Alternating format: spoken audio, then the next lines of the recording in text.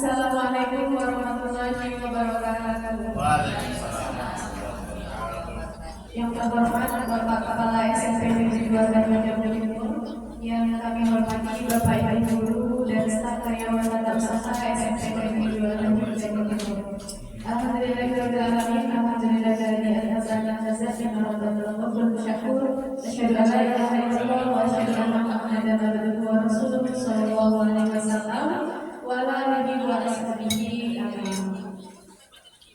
Baik Bapak Ibu yang kami hormati, alhamdulillahirobbilalamin, hari ini kita masih diberikan kesehatan dan kesempatan sehingga kita bisa berkumpul bersama dalam rangka designasi calon pemimpin penggerak angkatan 10, yaitu tentang budaya positif yang ada di SMP Negeri 2 Tanjung Timur.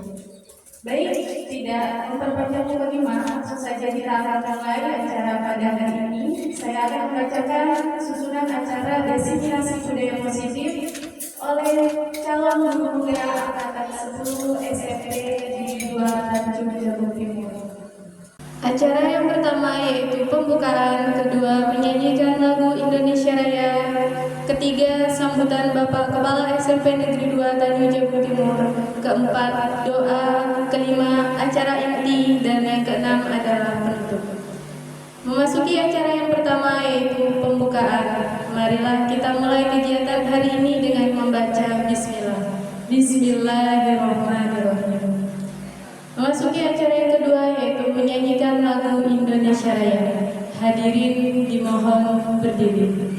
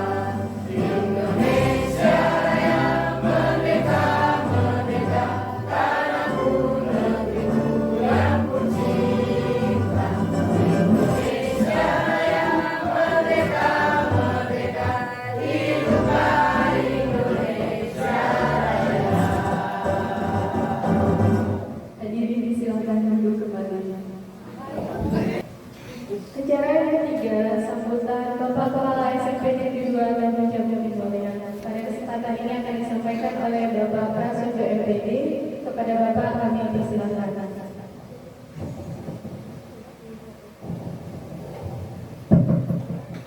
Bismillahirrahmanirrahim. Assalamualaikum warahmatullahi wabarakatuh. Alhamdulillahirrahmanirrahim. Wassalatu wassalamu ala sayyidina Muhammadin wa ala alihi wa sahbihi ajma'in. Amma ba'du. Yang terhormat Bapak Wakil Kesiswaan, Bapak Wakil Guru, Bapak-bapak, Ibu-ibu, majelis guru dan tata usaha yang saya hormati. Puji syukur marilah kita panjatkan kehadirat Allah Subhanahu wa taala, berkat curahan nikmat dan karunia-Nya sehingga kita bisa berkumpul di majelis guru SMP 2 Tanjung Timur dalam rangka acara diseminasi calon guru penggerak angkatan 10, yaitu tentang budaya positif di SMP Negeri 2 Tanjung Timur. Mudah-mudahan acara ini dari awal hingga akhir nanti bermanfaat dan mendapat ridho dari Allah Subhanahu wa taala. Amin. Salam dan salam marilah kita sampaikan kepada Nabi kita yang besar Muhammad sallallahu alaihi wasallam. Allahumma shalli ala sayyidina Muhammad wa ala ali sayyidina Muhammad. Mudah-mudahan kita diakui sebagai umat beliau dan mendapat sahabatnya di hari yaumil qiyamah nanti. Amin ya rabbal alamin. Bapak-bapak ibu yang berbahagia, pada kesempatan kali ini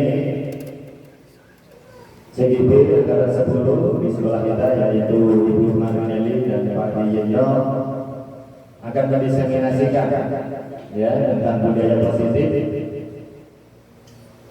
Saya berharap kegiatan ini akan membawa dampak yang positif, membawa perubahan yang baik bagi sekolah kita, dan kita dapat sama-sama belajar tentang budaya positif ini untuk nanti dapat diterapkan di kelas kita masing-masing. Saya sangat berharap kegiatan ini kita bisa sama-sama belajar, kita sama-sama bisa berkolaborasi ya untuk peningkatan kualitas pembelajaran di sekolah kita, juga peningkatan kualitas layanan di sekolah kita kepada anak-anak kita. Jadi dengan ucapan basmalah bismillahirrahmanirrahim, diseminasi CGP angkatan 10 tentang budaya positif di SMK Negeri 2 Kalbar Jawa Timur secara resmi dibuka.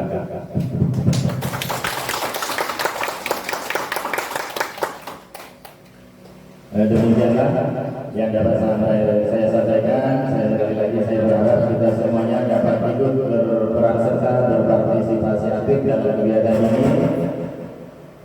Bila mana ada yang kurang berkenan saya mohon maaf. Apabila ada yang Assalamualaikum warahmatullahi wabarakatuh.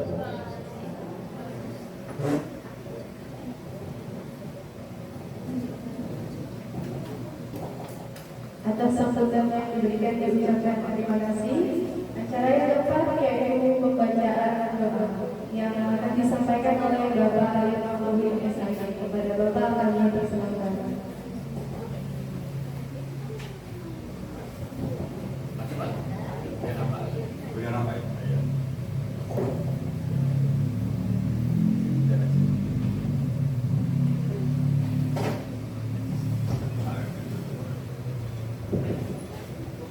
Assalamualaikum warahmatullahi wabarakatuh. Marilah kita menundukkan kepala saling berdoa kepada acara kita hari ini dapat berkata kepada semua. Alhamdulillah syaitanir bismillahirrahmanirrahim. Sallallahu sayyidina awwalin wal akhirin sallallahu alaihi wa sallam alhamdulillah rabbil alamin. Hamdan hamidin hamdan syakirin حمد النعم حمد يعافي نعمه ويكافئ مزيدا يا ربنا لك الحمد كما ينبغي لجلالك الكريم وعظيم سلطانك. اللهم صل على سيدنا محمد صلاة تنجينا بها من جميع الاحوال والعافات وتقضي لنا بها جميع الحاجات وتطهرنا بها من الشيئات وترفعنا بها الى اعلى الدرجات وتبلغنا الى اقصى الغايات جل خيرات الحياه وتقدمنا انك على كل شيء قدير. اللهم اغفر لنا ذنوبنا والوالدين وارحمهما كما ربوا صغارا ولجميع المسلمين والمسلمات والمؤمنين والمؤمنات الاحياء منهم والاموات. اللهم ربنا لا تزغ قلوبنا بعد إذ هديتنا وهب لنا من لدنك رحمة انك انت الوهاب. ربنا هب لنا من ازواجنا وذرياتنا قرة اعين واجعلنا للمتقين اماما. اللهم ربنا ظلمنا انفسنا وان لم تغفر لنا وترحمنا لنكونن من الخاسرين. اللهم اهدنا لنا بحسن الخاتمه ولا تختم علينا يا رب حسن الخاتمه. اللهم اغفر لنا ولاخواننا الذين سبقونا بالايمان ولا تجعل في قلوبنا غلا للذين امنوا ربنا انك رؤوف رحيم. ربنا اتنا في الدنيا حسنه وفي الاخره حسنه وقنا عذاب النار والحمد لله رب العالمين. السلام عليكم ورحمه الله وبركاته.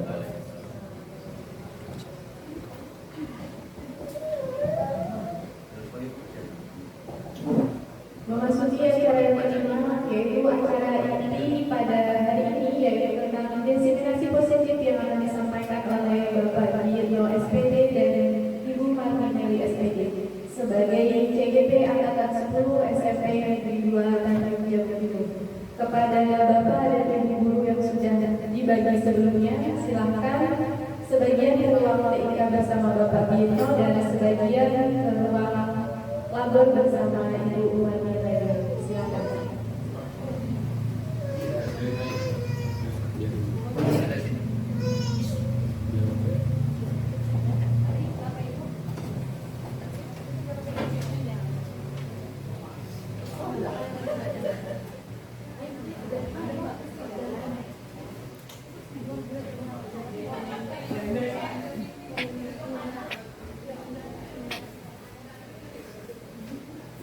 Assalamualaikum warahmatullahi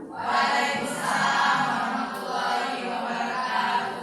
Terima kasih kepada Bapak dan Ibu guru, teman sejawat yang sudah menyempatkan hadir pada sesi diseminasi positif yang saya imbaskan kepada Bapak Ibu semuanya.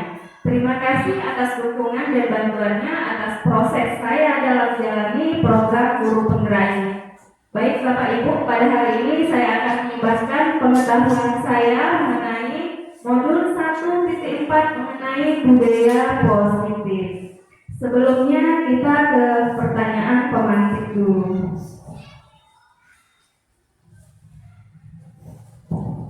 Nah ini, apa pentingnya menciptakan suasana positif di lingkungan sekolah? Kira-kira ada yang bisa memberikan pendapatnya? Oke, Bu Herlinda silakan. Terima kasih Bapak Wali sudah memberikan kesempatan. Kalau menurut saya, penting menciptakan suasana positif di lingkungan sekolah itu adalah sangat penting ya untuk murid, karena lingkungan yang aman dan nyaman akan memberikan murid kesempatan dan kebebasan untuk berproses, belajar, membuat kesalahan belajar lagi sehingga mampu menerima dan menyerap suatu pembelajaran. Oke. Menurut saya. Terima kasih Bu Herlinda. Ada lagi?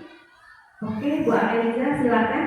Kalau menurut saya menciptakan suasana positif di lingkungan sekolah itu bisa membuat mental siswa itu menjadi lebih baik, kemudian nanti mendorong mental lebih baik, jadi anak itu untuk bekerja sama, meningkatkan kreativitas dan motivasinya untuk belajar mungkin menjadi lebih baik lagi karena sudah ada suasana positif di sekolah, jadi dia tidak merasa malu karena semuanya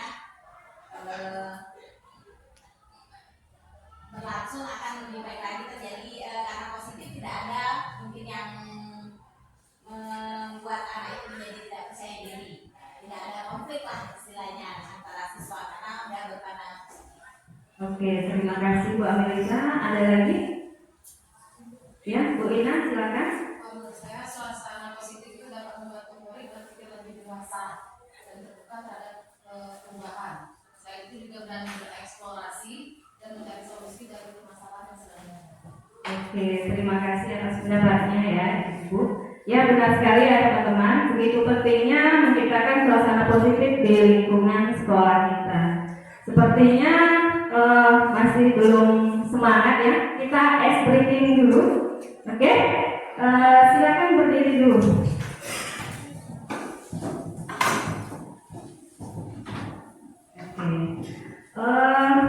Kita tahu yang namanya cacing itu pendek ya. Kalau ular panjang. Oke. Nah, jadi nanti kita balik. Cacingnya yang panjang, ularnya yang pendek. Oke? Kita coba ya. Cacing panjang, ular pendek, ya. Oke. Cacing panjang, ular pendek. Kita coba. Cacing panjang, ular pendek. Oke. Sekarang kebalikannya untuk tangannya, ya. Jadi kalau pas saya sebutkan cacing panjang, tapi tangannya pendek. Kita tetap menyebutkan cacing panjang, tapi tangannya pendek. Oke? Ular pendek, tangannya panjang. Oke, paham ya? Oke, kita mulai. Jadi panjangnya seperti ini, panjangnya, tapi tangannya pendek ibu ya. Oke, kita mulai lagi. Ulang, ulang, oke. Saya juga ikut permainan ya. Konsentrasi ya. Jadi kaki Panjang. Cacing panjang, tangannya pendek. Ulang. Pendek. Ulang. Pendek. Panjang. Cacing. Panjang. Pendek. Oke. Silakan kembali ke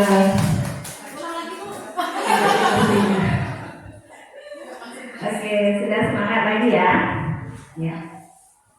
Kita lanjut ya Bapak Ibu. Nah, yang akan saya berikan adalah tentang konsep inti dari budaya positif, yaitu yang pertama, perubahan paradigma belajar, yang kedua, disiplin positif, yang ketiga, kebutuhan dasar manusia, keempat, motivasi perilaku manusia, yang kelima, posisi kontrol guru, yang keenam, keyakinan kelas, dan yang terakhir, segitiga restitusi. Jadi kita bahas satu-satu.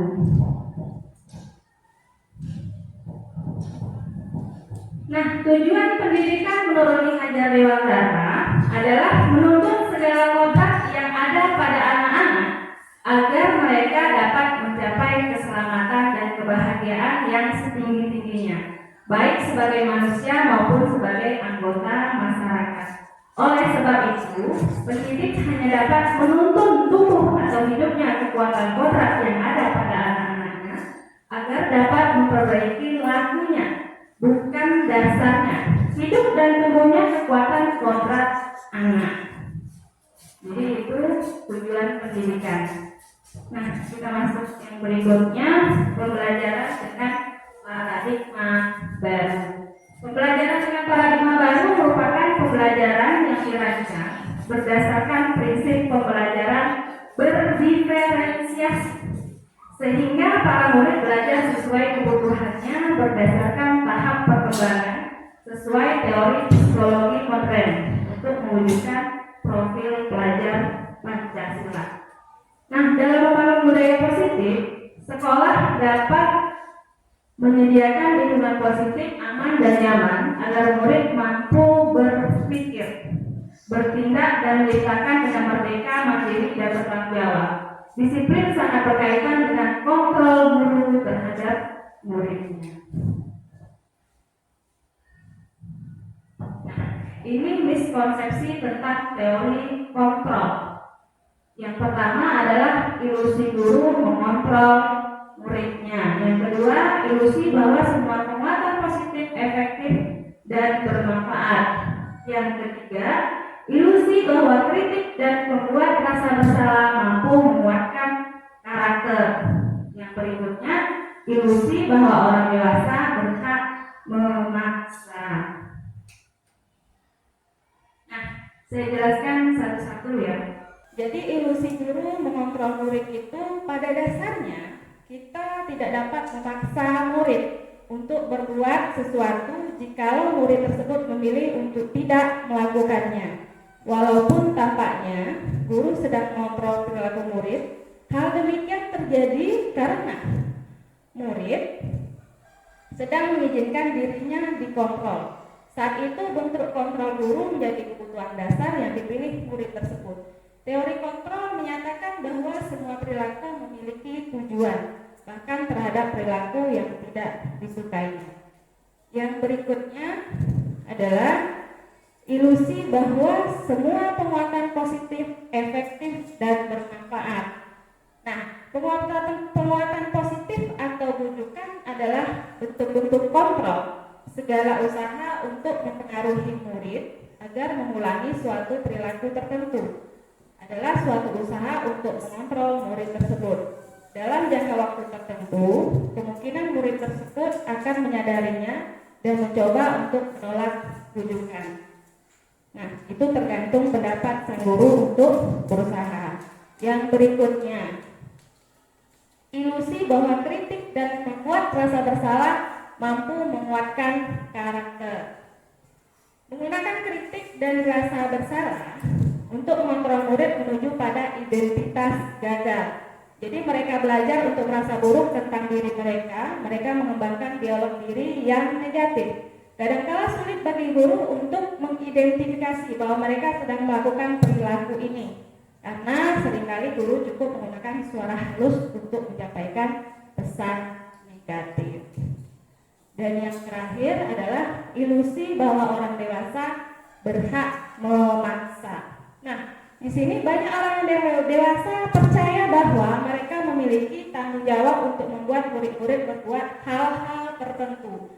Apapun yang dilakukan dapat diterima selama ada sebuah kemajuan berdasarkan sebuah pengukuran kinerja.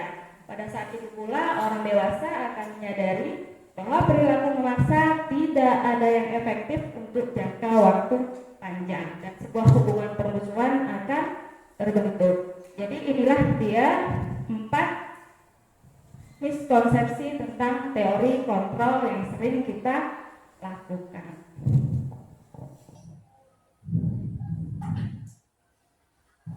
Nah, ini mengubah paradigma stimulus respon ke pendekatan teori kontrol. Bagaimana seorang bisa berubah dari paradigma stimulus respon pada pendekatan teori kontrol? Menurut Stephen R. Covey mengatakan bahwa jika ingin membuat kemajuan perlahan, sedikit-sedikit ubahlah sikap atau perilaku Anda. Namun, bila kita ingin memperbaiki cara-cara utama kita, maka kita perlu mengubah kerangka acuan kita. Ubahlah bagaimana Anda melihat dunia, bagaimana Anda berpikir tentang manusia. Ubahlah paradigma Anda, skema pemahaman dan penjelasan aspek-aspek tertentu tentang realitas. Nah, jadi ini stimulus responnya, realitas atau kebutuhan kita sama. Itu menurut respon kita. Tapi kalau untuk teori kontrolnya, realitas atau kebutuhan kita itu berbeda. Seperti itu. Nah, kalau yang stimulus responnya semua orang melihat hal yang sama. Sedangkan sebenarnya setiap orang memiliki gambaran yang berbeda. Kita mencoba mengubah orang agar berpandangan sama dengan kita. Seharusnya kita berusaha memahami pandangan orang lain tentang dunia. Perilaku buruk dilihat sebagai suatu kesalahan. Nah, semua perilaku itu pasti memiliki tujuan. Itulah yang harus kita ubah dari konsep yang ada pada kita.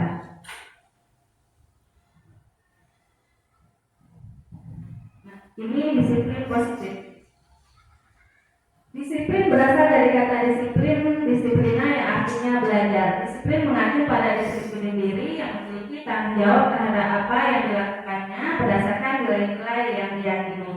Disiplin positif merupakan salah satu cara penerapan disiplin yang bertujuan untuk menumbuhkan kesadaran serta memberdayakan peserta didik tanpa imbalan, penghargaan, reward, ancaman atau hukuman. Nah, sebagai pendidik tujuan kita adalah menciptakan peserta didik yang memiliki disiplin diri sehingga mereka berperilaku mengacu kepada nilai-nilai kebajikan universal dan memiliki motivasi intrinsik dalam perubahan perilaku ke arah yang lebih baik. Nah, di nilai-nilai kebajikan itu ada yang namanya profil pelajar Pancasila. Nah, itu ada yang beriman bertakwa pada Tuhan Yang Maha Esa dan berakhlak mulia, berkebinekaan global, gotong royong, mandiri, kreatif, dan bernalar kritis.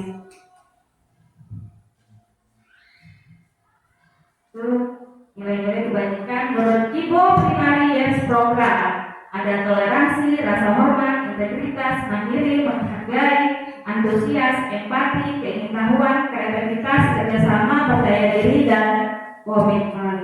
Dan menurut keterampilan hidup atau life skill, dapat dipercaya, lurus hati, pendengar yang aktif, tidak merendahkan orang lain, dan memberikan yang terbaik dari diri. Itu nilai-nilai kebajikan.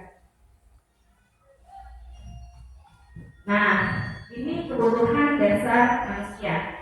Kebutuhan dasar manusia adalah segala sesuatu yang kita lakukan untuk mendapatkan apa yang kita inginkan. Seluruh tindakan yang kita lakukan memiliki tujuan tertentu, dan semua usaha terbaik yang kita lakukan adalah dalam rangka agar kebutuhan dasar kita terpenuhi dengan baik. Nah, kebutuhan dasar manusia ini ada 5.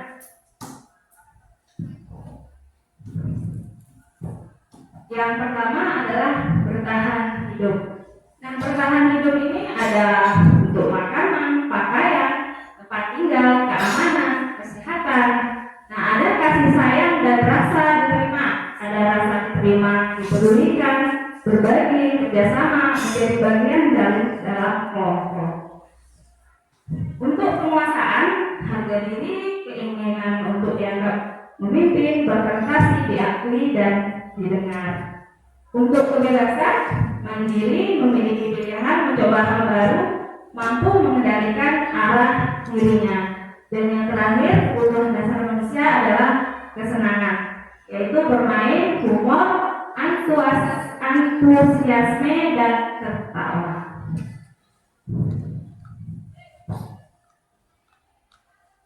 Nah, di sini saya punya satu buah permasalahan. Jadi bila seorang anak kelas 3 SD begitu tiba di rumah, sepulang dari sekolah menangis dan mengadu pada ibunya bahwa dia benci pada ibu Rani, gurunya. Menurut Anda, menurut teman-teman ya, kebutuhan apa yang berusaha dipenuhi oleh Dinda jika jawabannya seperti ini? Yang pertama, ibu guru bilang, aku tidak boleh bersenandung sewaktu mengerjakan tugas. Katanya kelas harus tenang, tidak ada suara, kan nggak seru jadinya. Itu pernyataan pertama. Yang kedua, ibu guru tidak menyapaku hari ini, padahal aku pakai jepit rambut baru. Yang ketiga, aku bosan, masa belajarnya cuma gitu-gitu aja, dengerin ibu guru aja. Dan yang terakhir, aku sebel, gambarku tidak rapi, malah guru nunjukin ke teman-temanku di depan kelas. Nah, saya minta tolong untuk teman-teman ditulis ini menurut teman-teman semuanya. Yang nomor 1, 2, 3, dan 4 ini termasuk dalam kebutuhan dasar manusia yang mana? Nah, yang pertama kira-kira apa, yang kedua apa, ketiga apa, dan terakhir apa?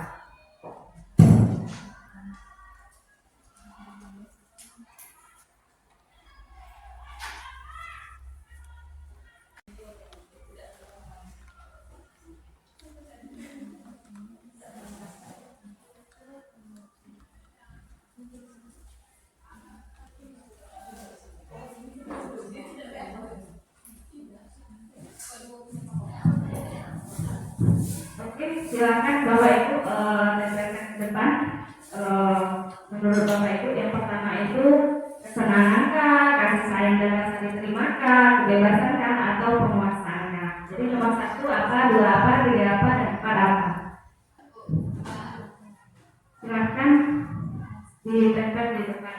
Kalau meeting sama kawannya juga boleh untuk nempel.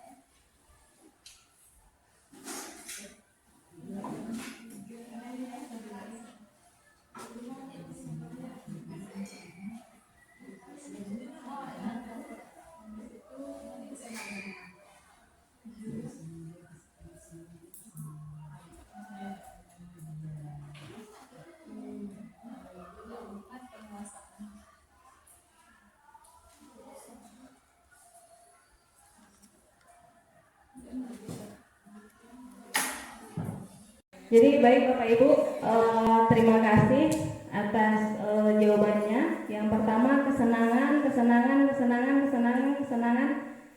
Alhamdulillah yang sudah paham ya berarti. Jadi kalau kesenangan itu seperti apa, kasih sayang seperti apa, kebebasan dan penguasaan itu seperti apa. Jadi yang pertama itu adalah ibu guru bilang aku tidak boleh bersenandung sewaktu mengerjakan tugas.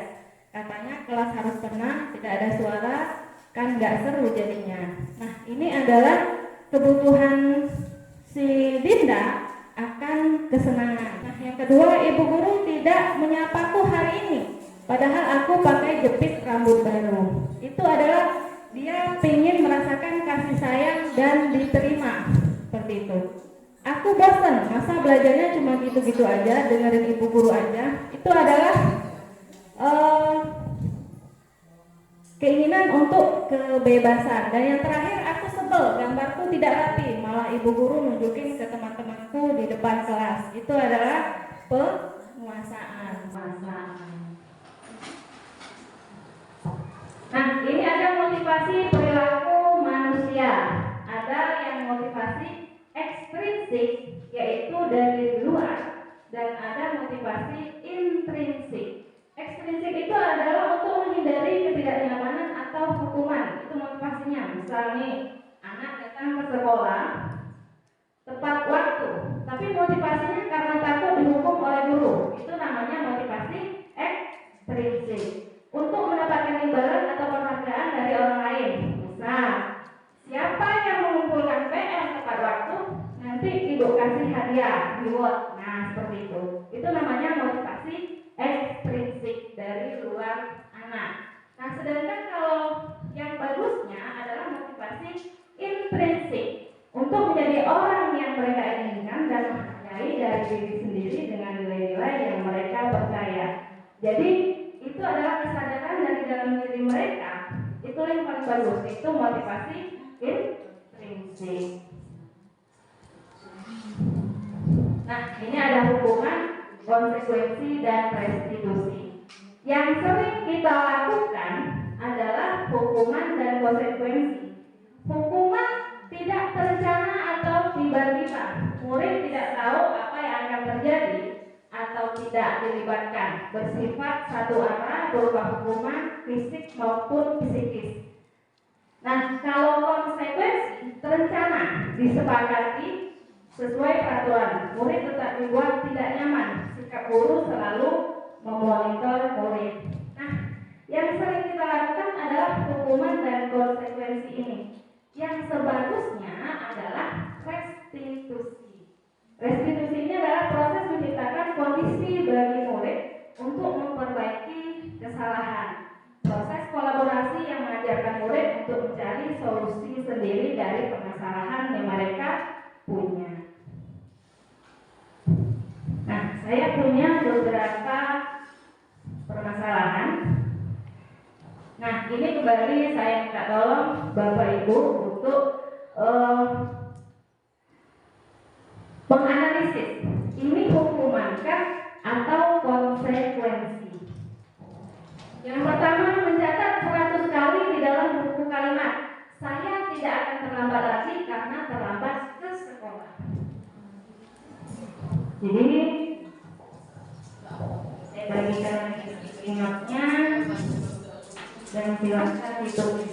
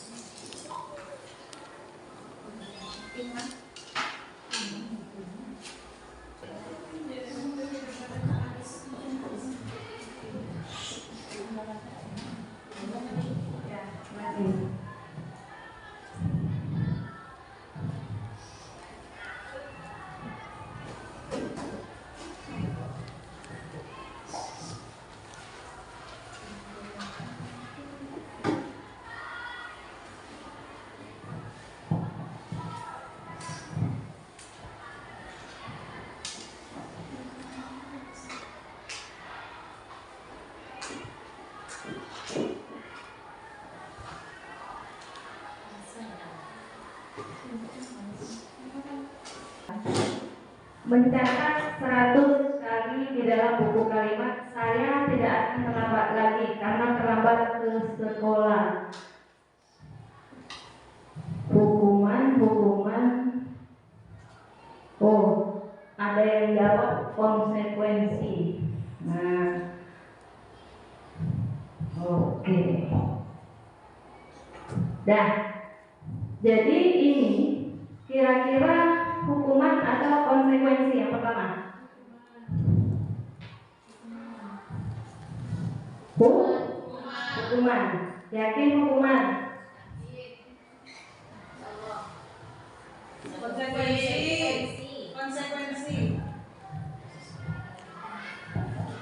Nah, ini akan jadi hukuman jika anak tidak tahu sebelumnya. Ya. Tapi kalau ini sudah jadi kesepakatan, peraturan, dia akan jadi konsekuensi. Ya. Tapi kalau mendadak, misalnya kamu catat ini, seperti itu, jadi itu namanya hukuman. Tapi kalau sudah jadi peraturan, dia konsekuensi. Ya, paham ya Bapak Ibu ya? Oke. Yang kedua, lari mengelilingi lapangan basket 2 kali karena terlambat hadir di sekolah. Hukuman atau konsekuensi? Hukuman. Karena kan terlambat hadir di sekolah, ini kan lari, ini kan spontanitas kita, ya, spontanitas guru ataupun orang yang guru piket ataupun guru yang lagi mengabsen, dia terlambat hadir, kita suruh lari keliling lapangan. Jadi ini dia spontanitas, kita suruh lari keliling lapangan basket. Nah, yang ketiga, membersihkan coretan yang dibuatnya di meja tulis. Kira-kira hukuman atau konsekuensi? Konsekuensi. Kenapa konsekuensi? Karena setelah dia membuat coretan, dia harus membersihkannya lagi. Konsekuensi dari dia membuat coretan tersebut. Yang keempat, murid diminta untuk push up 15 kali karena tidak menggunakan masker ke sekolah. Kira-kira hukuman atau konsekuensi? Hukuman. Ya. Nah, yang berikutnya, menggantikan kertas tulis teman yang telah dicoret-coret. Nomor 5, konsekuensi. Ya, konsekuensi ya. Yang keenam, berjemur di lapangan basket pukul 12 siang karena mengobrol dengan teman. Hukuman ya. Yang ketujuh, boleh diminta berjalannya kaki banyak kali karena tidak menggunakan sepatu warna hitam sesuai peraturan sekolah. Hukuman, ya, karena kan itu spontan, kita suruh dia buka sepatu, bertelanjang kaki sepanjang hari. Nah, yang ke-8, berdiri di depan kelas sambil mengangkat kaki satu karena tidak bisa menjawab pertanyaan. Hukuman. Membersihkan tumpahan air di meja tulis karena tersenggol pada saat belajar. Konsekuensi. Nah, ini dia. Ada 5 posisi kontrol guru. Yang pertama adalah penghukum. Yang kedua, membuat merasa bersalah. Ketiga, teman. Keempat, memantau. Dan kelima, manajer. Contohnya, jadi kasusnya itu siswa tidak memakai atribut lengkap saat upacara bendera. Jadi kalau menghukum, kita akan langsung hormat pada bendera selama 1 jam. Itu penghukum. Nah, tapi kalau pembuat merasa bersalah, berapa kali sih Bapak Ibu harus memberitahu kamu selalu mengecewakan Bapak Ibu. Jadi dia kan merasa bersalah. Nah, gitu. Kalau jadi teman, ayo dong ikuti aturan sekolah. Tolong Bapak Ibu ya, sekali ini saja. Tolong dong Bapak sama Ibu ini. Sekali ini saja, tidak apa-apa. Tapi kalau nanti lain kali, jangan lagi. Nah, itu kita menjadi temannya. Kalau pemantau, kamu sudah melanggar peraturan sekolah, kamu tahu konsekuensinya. Jadi kalau di pemantau itu kita arahkan dia ke peraturan. Nah, setelah upacara kamu beli atributnya ke koperasi sekolah dan jangan diulangi lagi. Jadi kalau kita sebagai pemantau, kita hanya mengingatkan dia apa peraturan sekolah kita, hanya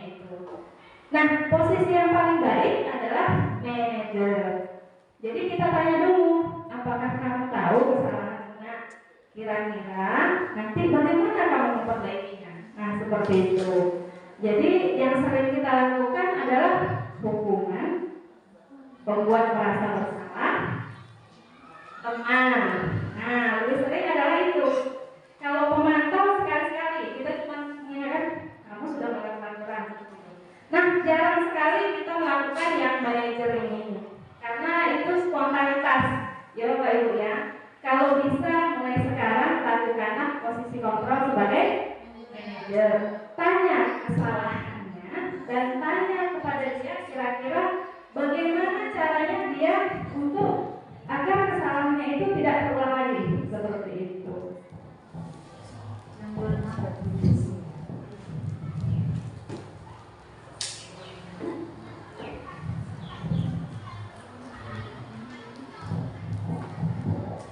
Nah, menurut Bapak Ibu, posisi kontrol apakah aku? Apa rencanamu untuk menyelesaikan masalah ini? Ini kira-kira posisi kontrol apa? Apa rencanamu untuk menyelesaikan masalah ini? Kira-kira posisi kontrol apa ini? Manajer, ya. Kali ini ayolah lakukan demi Bapak Ibu ya, teman. Jadi sudah paham ya Bapak Ibu ya. Nah, sekarang kita masuk ke keyakinan kelas. Mengapa keyakinan kelas? Mengapa bukan peraturan kelas? Kira-kira kenapa ya? Nah, keyakinan itu bersifat abstrak, berupa pernyataan universal, dibuat dalam pernyataan positif, sedikit saja, sesuai dengan kondisi kelas dan sekolah sehingga mudah diterapkan dan semua warga sekolah atau warga kelas dilibatkan saat membuat keyakinan kelas. Nah, contohnya nih, setiap anggota kelas perlu belajar, senang, melakukan tugas, saling menghargai, merasa aman. Nah, keyakinannya selalu bersikap positif, senantiasa menjadi diri terbaik. Nah, jadi hormat dan bekerja, itu namanya keyakinan kelas. Jadi keyakinan kelas ini tidak panjang-panjang Bapak Ibu. Jadi dia merupakan kata-kata yang positif. Misal, kalau kita lebih sering membuat peraturan itu kan jangan membuang sampah sembarangan. Nah, tapi kalau di keyakinan kelas dia harus kata-katanya positif. Buanglah sampah pada tempatnya, seperti itu. Jadi keyakinan kelasnya adalah kebersihan. Nah, seperti itu Bapak Ibu ya. Jadi jangan menggunakan kata jangan atau tidak boleh. Itu keyakinan kelas. Misalnya tidak boleh mencontek. Nah, itu tidak boleh. Jadi mengerjakan ujian secara jujur, nah, seperti itu. Jadi jangan ada kata-kata jangan dan tidak boleh.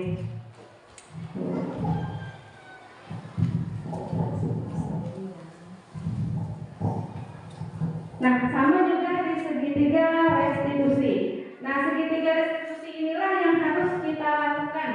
Jadi dia ada menstabilkan identitas, validasi tindakan yang salah, dan menanyakan keyakinan. Nah, menstabilkan identitas ini adalah berdasarkan prinsip membuat kesalahan adalah bagian dari proses pembelajaran. Misal nih, anak berbuat salah, kita bilang berbuat salah itu wajar, tidak ada manusia yang sempurna. Ibu ataupun bapak juga pernah melakukan itu. Bapak atau ibu tidak mencari siapa yang salah dan siapa yang benar, tapi kita akan mencari solusi dari permasalahan ini, seperti itu. Jadi kita menstabilkan identitas anak. Tidak boleh kita bilang kamu salah, membodohi ini nggak boleh. Jadi kita kondisikan kita juga pernah seperti itu. Jadi kita menstabilkan identitas anak juga, identitas anak dulu. Jadi bapak ibu juga pernah loh seperti itu. Jadi pernah berbuat salah, pernah marah. Jadi kita kondisikan kita juga pernah melakukan hal seperti itu, tapi kita cari solusinya seperti itu. Jadi kita stabilkan dulu identitas anak. berikutnya adalah validasi tindakan yang salah. Berdasarkan prinsip membuat kesalahan adalah bagian dari proses pembelajaran. Nah, jadi di validasi tindakan yang salah ini kita tanyakan, nah misal, kamu pasti punya alasan mengapa marah, mengapa merobek kertas kawan kamu, nah seperti itu.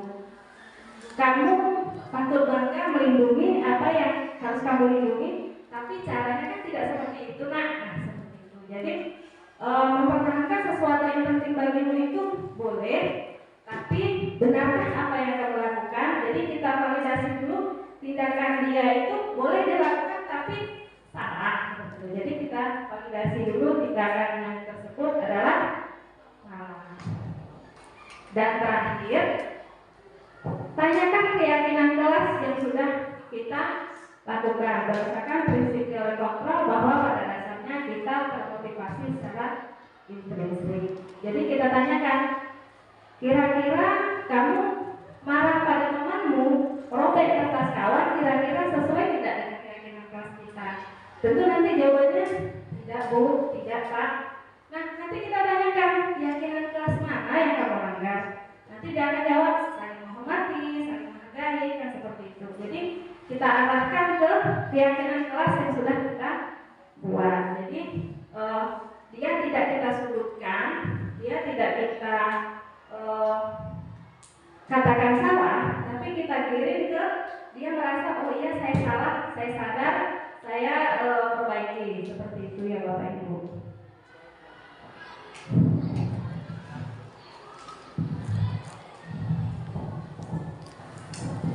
Nah, yang terakhir adalah dalam penerapan program disiplin positif hendaknya guru memiliki standar kepribadian profesional dan sosial yang baik, di mana guru mampu merefleksi dirinya dalam posisi kontrol saat ini, bagaimana perjalanan dirinya sebagai among atau manajer yang menuntun murid-muridnya menjadi insan yang mandiri, merdeka dan bertanggung jawab. Itu adalah standar nasional pendidikan.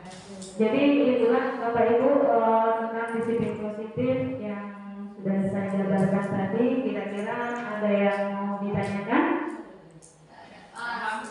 Alhamdulillah. Kalau sudah paham, terima kasih atas perhatiannya. Saya ucapkan wabillahi taufiq wal hidayah. Wassalamualaikum warahmatullahi wabarakatuh.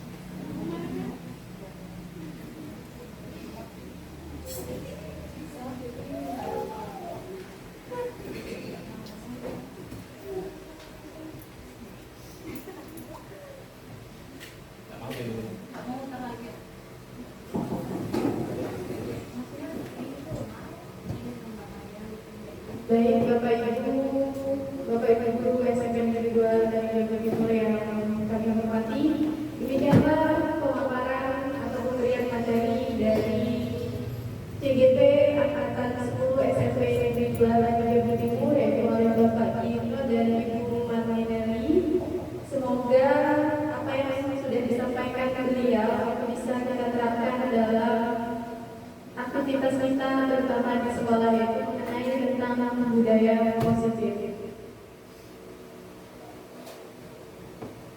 Cukup sekian kegiatan pada acara hari ini, yaitu tentang mendefinisi budaya positif oleh calon guru penggerak Angkatan 10 SMP Negeri 2 Lampung Jawa Timur. Saya selaku pembawa acara, apabila banyak salah saya mohon maaf yang sebesar-besarnya. Saya akhiri. Wassalamualaikum warahmatullahi wabarakatuh.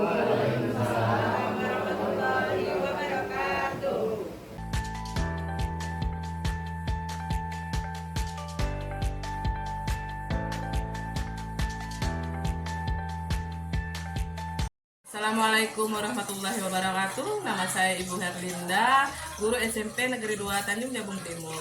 Setelah mendengar paparan dari Ibu Marnineri, CGP Angkatan 10, tentang diseminasi budaya positif, saya jadi lebih memahami apa itu budaya positif. Sebelumnya, saya sering sekali memberikan hukuman kepada anak-anak didik saya, tapi ternyata cara ini salah. Ada cara segitiga restitusi untuk menyelesaikan anak-anak yang melakukan kesalahan atau anak-anak yang mempunyai masalah. Cukup sekian dari saya ucapkan terima kasih. Assalamualaikum warahmatullahi wabarakatuh.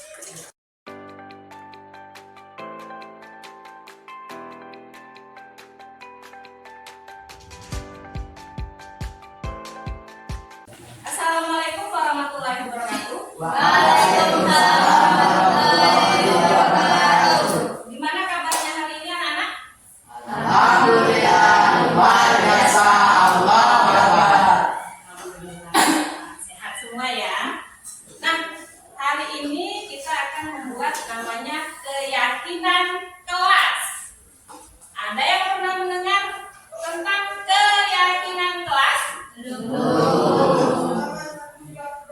Keyakinan kelas ini mirip seperti peraturan yang ada di sekolah kita. Peraturan, tata tertib. Kalau peraturan tahu? Nah, di kelas kita juga ada yang namanya peraturan, tapi lebih ke keyakinan. Jadi kita harus buat peraturan tapi berbentuk keyakinan kelas. Nah, kalian akan meyakini, dengan adanya keyakinan, kalian akan meyakini dalam diri, kemudian akan berusaha bertanggung jawab terhadap nilai-nilai yang kalian yakini tersebut. Seperti apa contohnya? Misalnya, kita akan buat keyakinan kelas dalam bentuk kesepakatan. Kalau kesepakatan paham tidak? Kalau kesepakatan, kita sepakat nih, paham nggak? Nah, misalnya nih antara teman dan antar guru kita sepakat harus saling menghargai. Nah, itu salah satu kesepakatan. Salah satu contoh saling menghargai atau menghormati. Misalnya, tidak boleh mencontek. Nah, tidak boleh mencontek ketika ujian. Itu termasuk dalam keyakinan kelas, yaitu jujur. Seperti itu. Jadi gunakanlah pernyataan atau kalimat positif. Usahakan tidak ditulis dengan menggunakan kalimat negatif. Misalnya nih, ada kebersihan. Misalnya, jangan membuang sampah sembarangan. Tidak boleh, nak. Tapi kalau kalimat positifnya, kita tulis buanglah sampah pada tempatnya. Jangan ada kata jangan, tidak boleh, dilarang, itu tidak boleh. Jadi misalnya nih, harus saling menghormati, harus saling menghargai, nah seperti itu. Jadi tidak ada kata tidak boleh mengejek, tidak boleh membuli, itu tidak.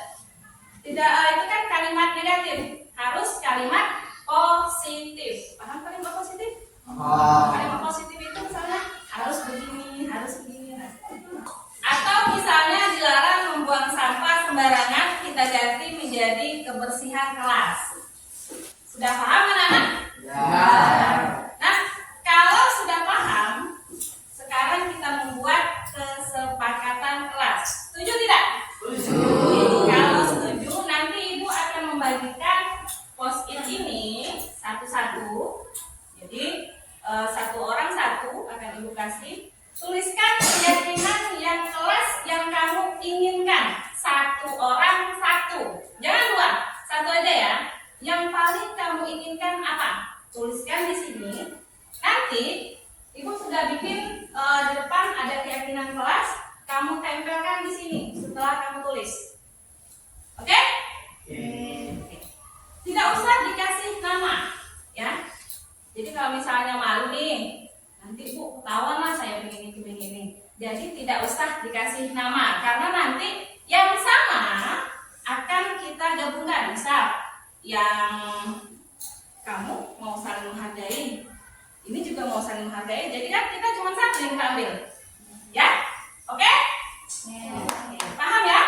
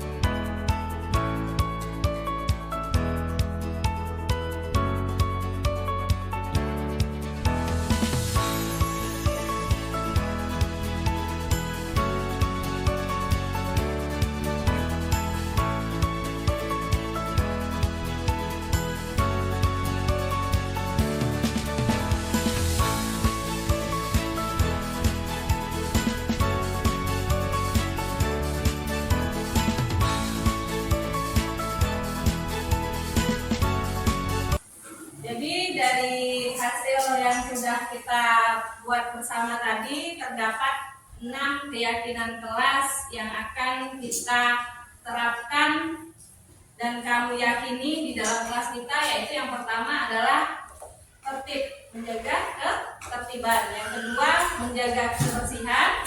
Yang ketiga, saling menghargai dan menghormati. Yang keempat, sopan dan santun. Yang kelima, belajar dengan jujur. Dan terakhir adalah disiplin. Jadi, sepakat dengan keyakinan kelas kita? Sepakat. Keyakinan kelas itu harus kita yakini dan harus benar-benar kita lakukan sesuai dengan keyakinan kelas kita, sesuai dengan kesepakatan yang sudah kita buat tadi. Nah, sebagai tanda bahwa kalian sepakat dengan 6 keyakinan kelas kita tadi, maka Ibu minta tanda tangannya. Jadi tanda tangan keyakinan kelas kita. Jadi nanti silahkan satu persatu ke depan untuk penandatanganan keyakinan kelas kita sebagai tanda bahwa kalian setuju. Oke?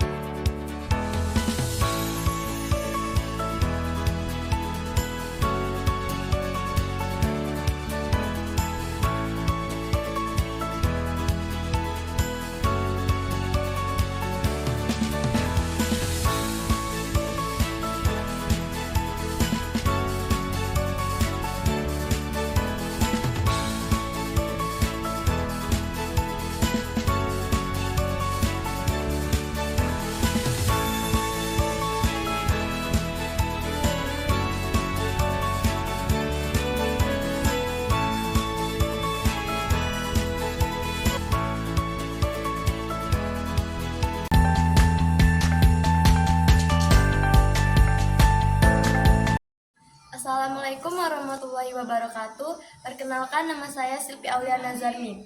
Perasaan saya saat membuat keyakinan kelas sangat mengasihkan. Menurut saya, pembuatan keyakinan kelas sangat penting untuk meningkatkan kedisiplinan dan membuat suasana kelas lebih kondusif. Assalamualaikum warahmatullahi wabarakatuh. Perkenalkan, nama saya Pramudita Ferdiansa Nugroho. Perasaan saya membuat keyakinan kelas sangat seru. Menurut saya, pembuatan keyakinan kelas penting sekali untuk menambahkan karakter yang baik. Assalamualaikum warahmatullahi wabarakatuh. Nama saya Kalista Aska Kianira. Perasaan saya saat membuat keyakinan kelas sangat bersemangat. Menurut saya, pembuatan keyakinan kelas sangat penting untuk menanamkan sikap tanggung jawab kita.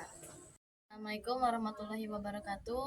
Nama saya Keiza Mega Tunggadewi. Perasaan saya membuat keyakinan kelas adalah sangat bersemangat. Membuat keyakinan kelas sangat penting karena dapat membuat kita lebih bertanggung jawab.